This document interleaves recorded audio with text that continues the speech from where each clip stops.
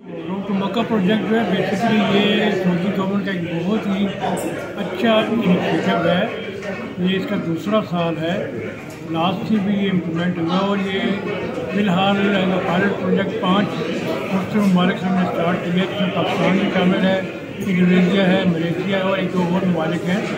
वहाँ पे एक एक एयरपोर्ट ने एक एक शहर का जो मेजर एयरपोर्ट है वो सिलेक्ट किया है और उस एयरपोर्ट पे सऊदी इमिग्रेशन अथॉरिटी जो है वहाँ जाती हैं, वहाँ बैठती हैं और वहीं पे मुसाफिरों का तमाम जो है चेकिंग का प्रोसेस जो है, इमिग्रेशन का प्रोसेस जो है वो कंप्लीट होता है।